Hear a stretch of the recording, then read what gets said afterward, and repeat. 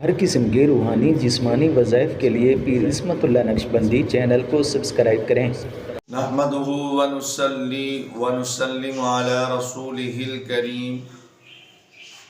اما بعد فاعوذ بالله من الشیطان الرجیم بسم اللہ الرحمن الرحیم۔ ہر مقصد میں کامیابی کے لیے آج کا یہ وظیفہ جو میں آپ حضرات کی نظر کر رہا ہوں،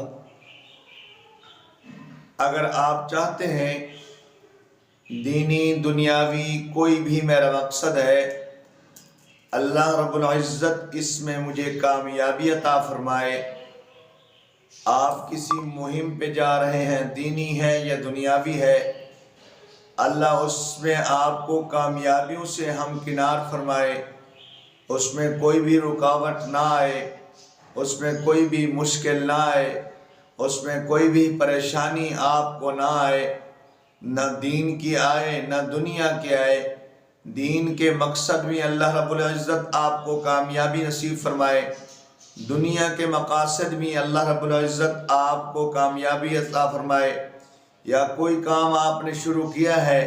لیکن وہ کام آپ کا پایہ تکمیل کو نہیں پہنچ پا رہا،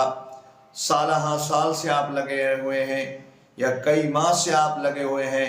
لیکن اس میں آپ کامیاب نہیں ہو پاتے، یا کوئی ایسا کام ہوتا ہے کسی کو آپ شروع کرتے ہیں مگر وہ پایہ تکمیل کو نہیں پہنچ پاتا کہ پہلے ہی اس میں رکاوٹیں آنا شروع ہو جاتی ہیں، مشکلیں آنا شروع ہو جاتی ہیں، پریشانیاں آنا شروع ہو جاتی ہیں۔ ایسا اگر کوئی بھی کام آپ کا اٹک گیا ہو، اس میں کامیابی نہ مل رہی ہو، یا کوئی ایسا مقصد ہو جس میں آپ اس مقصد میں کامیاب ہونا چاہتے ہیں، آپ اس مقصد کو پانا چاہتے ہیں، اس مقصد میں کامیاب ہونا چاہتے ہیں، مگر وہ آپ کا مقصد جو ہے نا پورا نہیں ہوتا، کوئی حاجت پوری نہیں ہوتی، کسی مشکل میں پھنسے ہوئے ہیں، دلدل میں پھنس گئے ہیں، اب اس سے نکلنا مشکل ہو چکا ہے، آپ رزق کے بارے میں پریشان ہیں،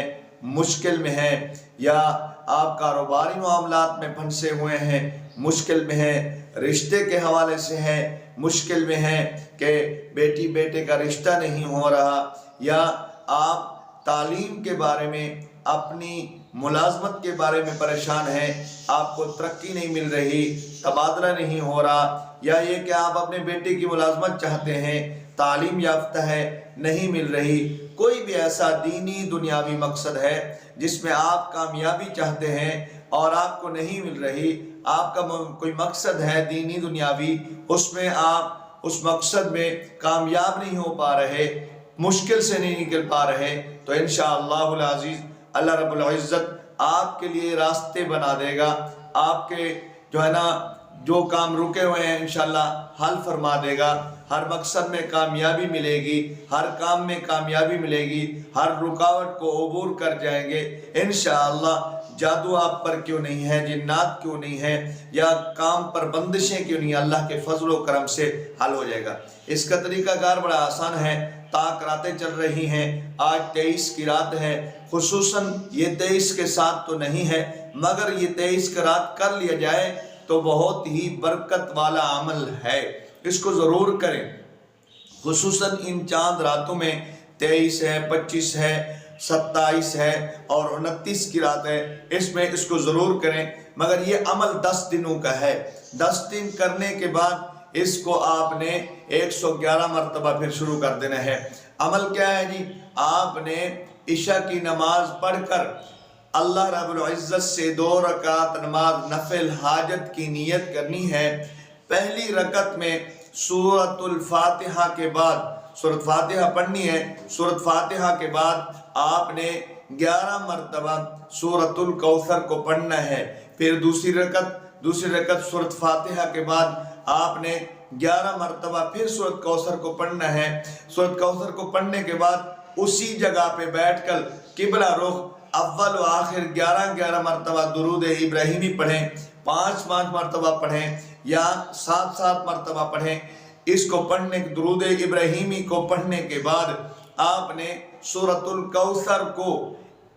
1111 مرتبہ پڑھ کر اللہ رب العزت سے دعا کرنی ہے۔ آپ کا کوئی دشمن ہے، آپ کے راستے میں رکاوٹ ہے، عدالتی معاملہ اٹکا ہوا ہے، آگے آپ کا دشمن طاقتور ہے، آپ کا مسئلہ حل ہونے نہیں دیتا، اس کا نام لے کر سورۃ کوثر کو 1111 مرتبہ پڑھنے کے بعد اللہ سے دعا کر دیجئے، انشاءاللہ 10 دنوں کے اندر اللہ رب العزت آپ کے مسئلے کو حل فرما دیں گے، ہر مقصد میں کامیابی عطا فرمائیں گے، ہر رکاوٹ کو آپ عبور کر جائیں گے۔ اس عمل کو 10 دن کرنے کے بعد پھر آپ نے ہمیشہ تا حیات عشاء کی نماز کے بعد اول و آخر درود ابراہیمی 3 مرتبہ، 7 مرتبہ، 5 مرتبہ یا 11 مرتبہ پڑھنے کے بعد 111 مرتبہ آپ اس کو پڑھتے رہیے۔ واللہ اللہ رب العزت ہر مقصد میں آپ کو کامیابی نصیب فرماتا رہے گا، خلقت آپ سے محبت کرے گی، جن و انس آپ سے محبت کریں گے۔ یہ ایسا عمل ہے دشمن آپ کا جو ہے نا انشاءاللہ ہمیشہ ناکام رہے گا، کوئی آپ پر جادو نہیں کرا سکے گا، کوئی جنات آپ پر مسلط نہیں ہوگا، کوئی وساوس آپ کے قریب نہیں آئیں گے، ڈپریشن اور انشاءاللہ پریشانیوں سے آپ محفوظ رہیں گے۔ اللہ مجھے آپ کو عمل کی توفیق نصیب فرمائے۔ وآخر دعوانا الحمد للہ رب العالمین۔